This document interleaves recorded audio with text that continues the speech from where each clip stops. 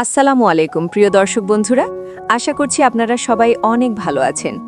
আজকে আমরা নিয়ে এসেছি বদসুরত নাটকের আগামী ২৬ নম্বর পর্বের বিস্তারিত বিশ্লেষণ, বর্তমান গল্পের গভীর আলোচনা এবং সামনে কি কি টুইস্ট আসতে পারে তার একটি পরিষ্কার ধারণা। তাই অনুরোধ করব ভিডিওটি শেষ পর্যন্ত দেখার জন্য, কারণ আজকের আলোচনার প্রতিটি অংশই গল্পটি বোঝার জন্য গুরুত্বপূর্ণ। প্রথমেই আমরা কথা বলি জামাল চরিত্রটি নিয়ে। একদম খোলাখুলি বললে জামালটা অনেকটা সরল বা অতিরিক্ত সহজ সরল একজন মানুষ মনে হয়েছে। কেন এমনটা বলছি সেটাই একটু ব্যাখ্যা করি। মরিয়ম বারবার চেষ্টা করেছে জামালকে বোঝানোর জন্য যে তার নিজের ভাই এবং পরিবারের কিছু সদস্য মিলে তাকে মানসিকভাবে দুর্বল প্রমাণ করার চেষ্টা করছে, যাতে পরবর্তীতে তাকে অযোগ্য দেখিয়ে তার সম্পত্তি দখল করা যায়। এই বিষয়টি কিন্তু ছোট কোনো বিষয় না, বরং পুরো গল্পের একটি বড় ষড়যন্ত্র। কিন্তু এত কিছু বলার পরও জামাল বিষয়টি গুরুত্ব দিয়ে একবারও ভেবে দেখল না। এখানেই প্রশ্ন উঠে যায়, জামাল কি সত্যিই এতটা বোকা, নাকি সেই পরিস্থিতি বুঝেও না বোঝার ভান করছে? তবে পর্বের শেষ দিকে আমরা একটি গুরুত্বপূর্ণ পরিবর্তন দেখতে পাই। মরিয়ম সরাসরি জামালের সামনে সব সত্য তুলে ধরে।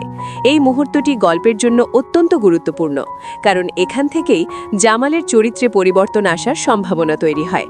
কিন্তু ঠিক এই সময়েই রোমান এসে জামালের গলায় ছুরি ধরে, যা পুরো পরিস্থিতিকে আরও উত্তেজনাপূর্ণ করে তোলে। এই দৃশ্যটি নিঃসন্দেহে একটি টার্নিং পয়েন্ট, তবে একজন দর্শক হিসেবে মনে হয়েছে এটিকে আরও শক্তিশালীভাবে উপস্থাপন করা যেত। কিছুটা তাড়াহুড়ো করে দেখানো হয়েছে বলে মনে হয়েছে। এখানে নির্মাতারা চাইলে আরও আবেগ, উত্তেজনা এবং সাসপেন্স যোগ করতে পারতেন। এখন একটি গুরুত্বপূর্ণ প্রশ্ন হলো, আগামী পর্বে জামালকে কিভাবে দেখানো হবে? সে কি এবার নিজের বিরুদ্ধে হওয়া অন্যায়ের প্রতিবাদ করবে, নাকি আগের মতোই দুর্বল অবস্থানে থাকবে? যদি সে সত্যিই সব বুঝে থাকে, তাহলে এবার তার শক্তভাবে দাঁড়ানোর সময়। আর যদি সে এখনও দ্বিধায় থাকে, তাহলে তার চরিত্র আরও জটিল হয়ে উঠবে। এবার আসি গল্পের আরেকটি বড় অংশে, যা হলো বদরুল এবং মায়ার বিয়ে। তাদের বিয়েটি ছিল গল্পের একটি আবেগঘন এবং সুন্দর মুহূর্ত। নতুন সংসার শুরু করার মধ্য দিয়ে তাদের জীবনে একটি নতুন অধ্যায় শুরু হয়েছে। কিন্তু এখানেই দেখা যায় নতুন একটি দ্বন্দ্ব। বদরুলের ভাই এবং ভাবি এই সম্পর্কটি মেনে নিতে পারছে না।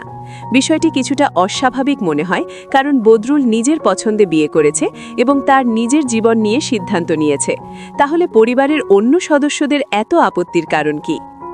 এখানে ধারণা করা যায় যে বদরুলের ভাইয়ের মধ্যে এক ধরনের হিংসা বা প্রতিযোগিতার মনোভাব কাজ করছে। হয়তো সে বদরুলের সুখ মেনে নিতে পারছে না, আর এই প্রভাবেই বদরুলের ভাভিও তার সাথে খারাপ আচরণ করছে। যদিও ভাভির চরিত্র পুরোপুরি নেতিবাচক নয়, তবে পরিস্থিতির কারণে সে ভুল সিদ্ধান্ত নিচ্ছে। গল্পের সবচেয়ে কষ্টদায়ক দৃশ্যগুলোর মধ্যে একটি ছিল যখন বদরুল বাড়ি ছেড়ে বিদেশে চলে যাচ্ছিল। এই সময় তার ভাই এবং ভাবি কেউই তার সাথে স্বাভাবিকভাবে বিদায় নেয়নি, এমনকি একটি কথাও বলেনি। এই দৃশ্যটি খুবই আবেগঘন এবং বাস্তবতার কাছাকাছি ছিল। পরিবার থেকে এই ধরনের অবহেলা যে কতটা কষ্ট দেয়, তা এই দৃশ্যটি খুব ভালোভাবে তুলে ধরেছে। এখন যদি আমরা আগামী পর্বের সম্ভাব্য ঘটনাগুলো নিয়ে কথা বলি, তাহলে প্রথমেই আসে জামালের বিষয়টি। খুব সম্ভবত আমরা দেখতে পারি জামাল তার পরিবারের বিরুদ্ধে আইনি পদক্ষেপ নিতে পারে। তবে বিষয়টি এত সহজ হবে না।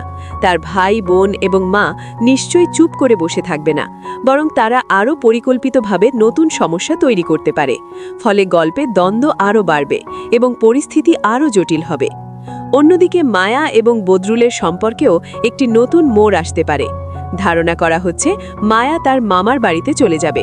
এই সিদ্ধান্তের পেছনে হয়তো পারিবারিক চাপ বা মানসিক অস্থিরতা কাজ করবে, কিন্তু বিষয়টি জানার পর বদরুল কি প্রতিক্রিয়া দেখাবে সেটিই দেখার বিষয়।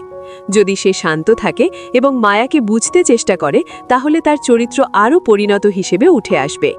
সবকিছু মিলিয়ে একটি বিষয় পরিষ্কারভাবে বোঝা যাচ্ছে যে গল্পটি ধীরে ধীরে জটিল হয়ে উঠছে। তবে একই সাথে অনেক দর্শকের কাছে গল্পটি কিছুটা এলোমেলো বা অগোছালোও মনে হতে পারে। বিভিন্ন ঘটনাকে আরও সুসংগঠিতভাবে উপস্থাপন করা হলে গল্পটি আরও শক্তিশালী হতো। এই বিষয়টি নিয়ে আপনাদের মতামত জানা খুবই গুরুত্বপূর্ণ। এখন আসি সবচেয়ে গুরুত্বপূর্ণ আপডেটে। বদসুরত নাটকের ২৬ নম্বর পর্ব প্রকাশিত হবে ২৪শে মার্চ দুপুর ৩টায় এবং এটি প্রচারিত হবে ইগাল ইসলামিক নাটক টিভি চ্যানেলে।